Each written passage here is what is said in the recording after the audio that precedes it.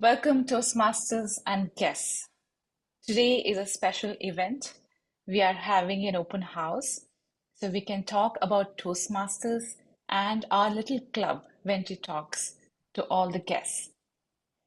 And one of the events that we are featuring today is a panel discussion. We have four wonderful women leaders from District 101 amongst us. Raji Bandanapudi, who's the current Program Quality Director and the incoming District Director. We have Anna Garcia, who's the current Club Growth Director and the incoming PQD. We have Shalini Kaushik, our Public Relations Managers. And we have Wendy Fan, Division E Director. Division E is a division to which Ventritalks belongs to, and the incoming Club Growth Director. Congratulations to you all for carrying out the task of district leaders so well, and all the best for your upcoming term. Something that really warms my heart is to know that the district trio, which is the district director, the PQD, and the club growth director for the coming term, is all led by women. It's not something that we get to see very often, but I'm just so glad that we are in a district, in an environment that supports women to take on these leadership roles. But something that comes to my mind would be, when did you decide to take on leadership role? When you started Toastmasters journey years ago, did you know that one day you would be serving in the district? What inspired you? Raji, would you like to start? Surely. I'll be honest with everybody here. When I joined Toastmasters in 2018, I had no plans to be on district leadership. It was not even on the top 10 things that I wanted to do at Toastmasters. All I wanted to do was to give speeches because all I thought in my head is, hey, leadership is something maybe that I'll learn on the job. I don't really need practice, but communication is something that I need more practice with, and that's what Toastmaster will help me out with.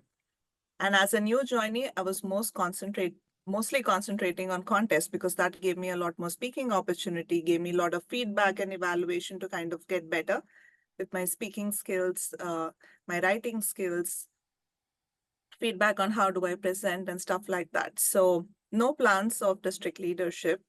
District leadership happened to me by a sheer matter of chance. I got nominated to be the area director in 2020. And I took that role up just thinking to myself, okay, it sounds like something new. Why not go ahead and give it a try? And whether call it lucky or unlucky, it was the pandemic. I was at home, not having any social interaction. So it kind of worked out for me, I guess, because I got exposed to more than one club. I was able to visit 5 clubs very regularly, connect with a lot more people, and have a lot of social life going on, surely online, and that kind of inspired me a little bit as I forayed and connected with a lot of people that, hey, leadership is not just about my definition of leading people, but it's connecting people and kind of increasing your impact circle as you move along the ranks of district leadership. So seeing that, I kind of moved ahead, and here I am as district director-elect, trying to expand my influence circle and connect with a lot more people than I would otherwise imagine to be connected with. Thank you, Raji. A lot of wonderful things came out of pandemic. I think it prompted us to get beyond our comfort zone and reach out to other networks so we can make that connections. In fact, I joined Toastmasters during the pandemic, and I completely resonate with what you say. How did it start for you, Anna? When did you decide that you would like to do something more than speaking at the clubs? I think it's tricky because I started off at a corporate club, and corporate clubs, for whatever reason, they're all about business. So 9 to 5, and you don't really go beyond. So I think the first leaders started to invite me to a TLI, and then, we used to have 2 conferences a year. and asked, and then I was able to support that through volunteering. You realize there's a much bigger organization here that's going to help you. And it's fun to be in a room with 200-300 people locking arms, all in with the same incentive to keep growing and keep getting better and elevating each other. And it's just a wonderful feeling. And then to see even the bigger picture when you go to the conventions of Toastmasters. And that's when I began to see that there's a lot of value. But innately, and I think Shalini kind of shares this, I've always been looking for leadership. I was in student council. I was, the class president many times throughout the different schools. And so I think somehow I do want to lend my support, my help, and elevate other people wherever I can. And so Toastmasters is the right place to practice that. And I think in contrast to work, which is not giving you opportunities for growth more often than not. So here you're able to practice leadership skills in a safe laboratory, and then you can translate those skills and then you tell your boss or your managers, hey, I think I'm ready to take on the next thing and here's what I can do and blah, blah, blah. And it really gives you that good foundation to start asking for those raises and promotions that you are looking for. Interesting choice of word, Anna. You mentioned that Toastmasters is a lab where it's fine to fail and experiment. We are in a safe environment. And if we can do it here, we can definitely do it outside of Toastmasters. Yes, I agree wholeheartedly. True, true. We have our club officers elections coming up soon, and I'm sure it's true for many of the clubs. So I hope people remember Wendy's words, that take up the opportunity. And I always believe Toastmasters is a safe space, and our president isn't here today, and I'm the VP, and I completely agree that VP has more tasks than the president. Uh, Shalini, you are the public relations manager, and you're somehow you're the reason that we are all here because you are the voice and you send out these messages to everyone. We get to know of these events because of the efforts your team puts in. Uh, how did you start your leadership journey in Toastmasters at the district level? I would like to chime in with everyone. I had a similar start. I joined Toastmasters 3.5 years ago during COVID times. And when I joined, I had no clue that Toastmasters involved leadership skills also. I thought it was all about speaking skills. I had no idea there is district, there is a division, or there are areas. Well, I was just part of my club for speaking. That's all. And I never ever thought about becoming a district leader.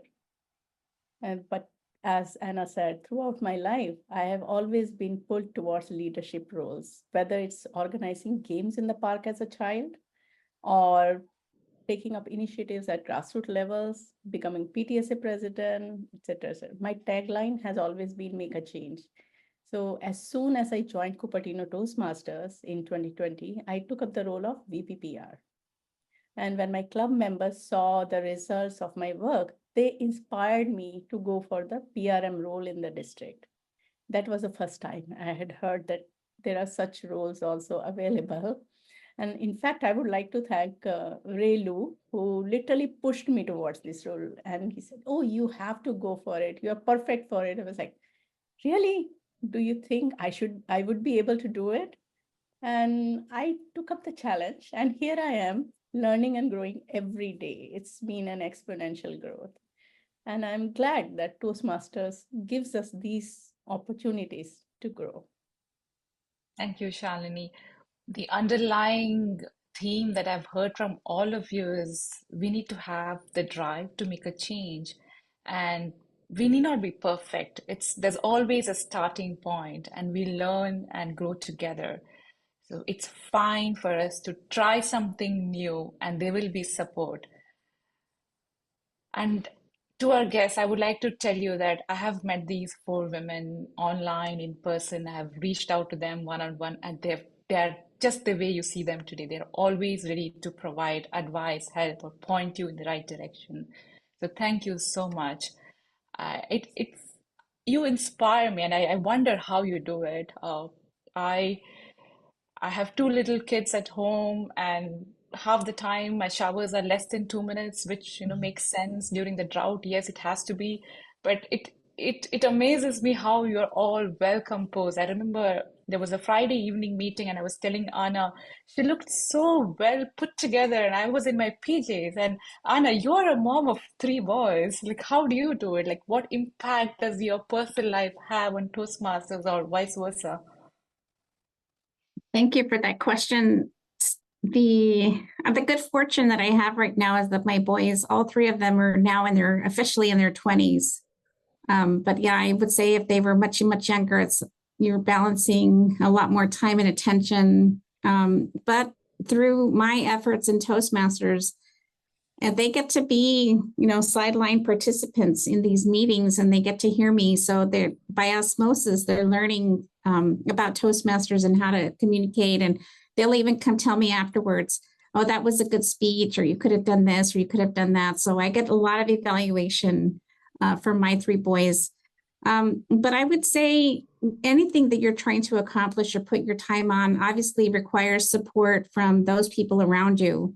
And this is a good thing to put effort, because you're working on your self-development, and that translates into skills for you in other areas, right? Being a better communicator doesn't just mean at work.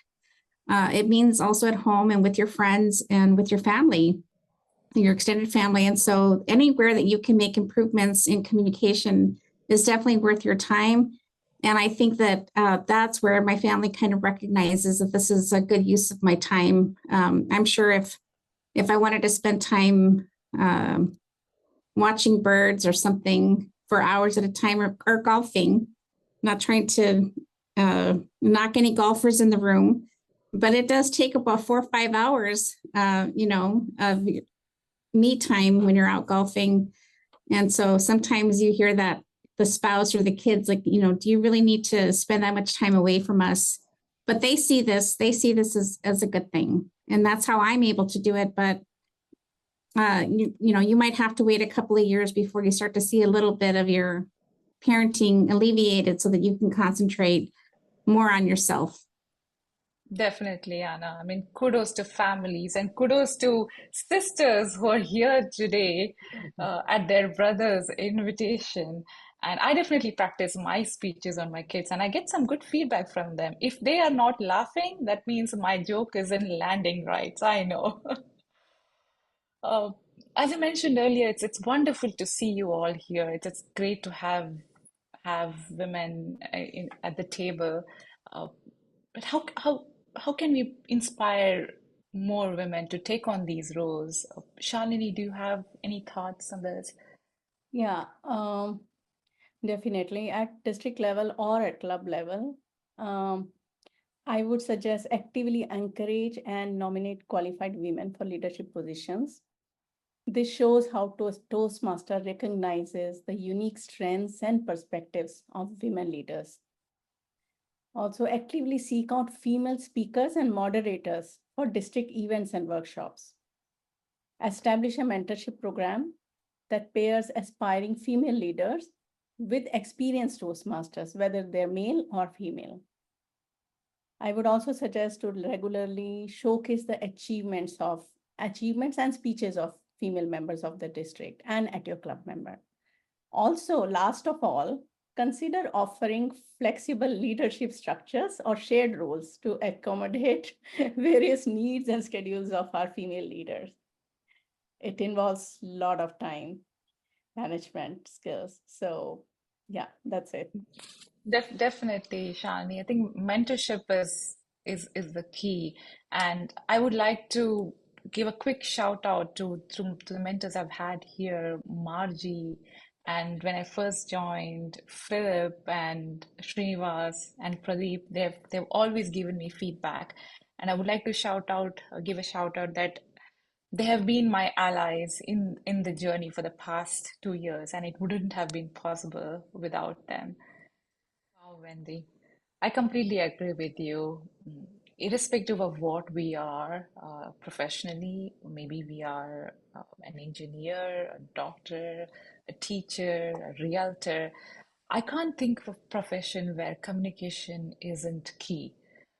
We need to be good communicators because ultimately we are a social being. We need to interact with others, and communication is a key that can make or break things. I'm glad you touched upon it. And you touched upon something that's a good segue to my next question, conflicts. Raji, have been to several of your presentations, and Raji also takes Q&A at the end of her talks, and sometimes the questions can be challenging. And Raji, you do manage cross-functional teams at your work, and I know things can get heated up at work where we may not be on the same page with someone that we are working with.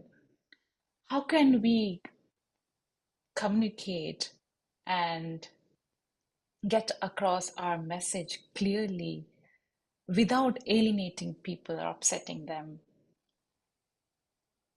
be it in Toastmasters or at work? Surely. That's something that definitely Toastmasters is a good area to go ahead and practice. And I think one of the thought processes, whether it is work or Toastmasters, is to understand all of us are targeting or working towards a common goal. In Toastmasters, if we are all having a conflict about a particular event or a policy or an incentive, the overall goal there is still member satisfaction and how this is translating to a member of a different club. Similarly, at work, we are probably all wanting to get the project done on a particular timeline with all the features of it enabled and things like that. So the common goal is same for everybody who are involved in two sides of conflict. So I believe getting that thought and thinking about it as a priority is really, really important. Now, once this baseline is established, I think we should take on the next steps of reaching out to the person who is not agreeing to be on board and engaging in a conflict, not committing to your request or not aligning with your thought process and understanding why is it so. Having that one-on-one conversation instead of doing it in a wider forum, boil down the forum to the necessary stakeholders and understand what is their issue, what is their understanding. Because a lot of times conflicts arise because people do not have the complete picture. They see it from their narrow point of view and think that's the only thing that's happening. But once you give them the bigger picture and share with them the rationale of maybe proposing a particular incentive or a program or any proposal, that'll help them come on board much easier. And always, like anything that's going on in this world, especially, we are a data-driven world. Everything needs support from data. So if there is any data to go ahead and make a point, saying, I'm not saying this because I just have to say it, but there is this evidence, there is this data to go ahead and support my claim and support the success of whatever I'm talking about or the need of it. So I think that would really work out. So kind of boil it down to the major stakeholders involved in a conflict, deal with them on a one-on-one basis rather than just publicly shouting at each other, because that's not going to yield any results. And thirdly, kind of support your claims with some data or evidence so that everybody has a clear picture. It's a more rational picture than just being emotional at it. So I Thank you, think Raji. that's been my approach most of the time. Yeah. Completely, I can understand what you're saying. Focus on the bigger picture, and the one-on-one connections goes a long way. And that's something that we can learn in Toastmasters too, providing feedback, getting feedback, and just knowing that we're all here to get better. Just focus on the end results. And then if we all agree, we can definitely find the path forward. Thank you, panelists. So next few questions are open to anyone who would like to take. As Anna was mentioning earlier, women do wear many hats. We may be a caregiver at home. Maybe we have a role outside of home. But what are some ways that we can take care of ourselves? Any advice to the forum here? Yes, Shalini. So definitely women are incredible givers. and we wear many hats. We take care of so many people. And it's very crucial. It's crucial to prioritize self-care to avoid burnout. And physically, for myself, what I do is for my physical health, I do fasting, healthy eating, yoga. But apart from physical health, mental health is very important for all of us. So I continuously work on learning something new. Like nowadays, I'm learning a new skill, playing ukulele. But Toastmasters became my mental health lifeline during COVID times. And Toastmaster meetings for me are like my own time. That's my time where grow alongside supportive peers through various leadership opportunities as well. It's a very healthy and safe environment. And my family knows that is mom's time. So she should be there in her room in the meeting, whereas they fend for themselves. So that is how we can take care of our mental health also. Definitely, yeah. Prioritizing your care, and it's true for everyone. Self-care. Uh, Once if you are well, you can always take care of the people around you. But both at Toastmasters and at work or maybe at home, there are situations where we have some new idea or new process that we want to introduce, and change can sometimes be hard. People resist change. So, are there any examples of where you had to push for new ideas, and how would you do that? Especially ideas that are not easy. I can take this. I think there are definitely a lot of scenarios where you have to push for new ideas because you do know the old ideas are not really working or yielding the results that you want. And this happens everywhere. And one of the approaches that I have seen that usually ends up working, and I've tried it multiple times, both in my professional life and even in Toastmasters world, and I would have seen that in action a couple of times, is going ahead and evaluating what is the current situation, what are the pros of continuing with it as it is without any changes, what are the cons of removing it, like what is the potential backlash, what is the loss, are we missing out on anything by not doing what we are currently doing. And similarly, planning the same approach for the new idea. What are the advantages of going ahead with this change? What are the potential disadvantages? What are the challenges that we could face with this upcoming program change or a strategy change? And what is that going to yield us? So when we put all this out there on a sheet of paper, on a Google Sheet, and do a direct comparison, it gets very, very clear to everybody in the room, understanding why we are making such a decision. At the end of the day, you can't really make everybody happy again. There'll be some discord, but at least the people who are proposing this change are at least on the same page, understanding why they are doing certain things. So understanding that particular why and kind of documenting them in a pro and a con list usually helps push across a new idea or a proposal. But as I said, it could not, one size does not fit all. So there'll be some disappointment in the room, but the bigger picture and the rationale is probably clear to the people driving it. And I think that's what matters at a lot of times, because your intention, your vision are kind of more important than, I think, overall approval at sometimes, because you do have to do it for the good of the organization, the project, or whatever initiative you're leading at that particular point of time. So that's been the approach. As I said, it is a work in progress. It's Toastmasters. So I'm trying out this. It has been working. I keep tweaking and changing it a little bit as I move on, as I continue in my leadership journey in this lab. And I'm getting better at it, I think. I know Raji has been putting a lot of efforts to get pathways adopted, and she runs the pathways after us. So that's one example of how she's able to push through change.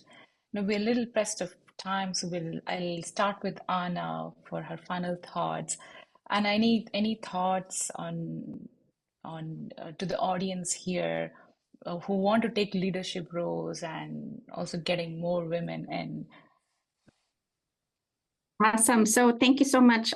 There's decades and decades and decades of research now from a psychological standpoint that women leaders demonstrate a transformative effect on any organization, not just in Toastmasters, when they're given those opportunities.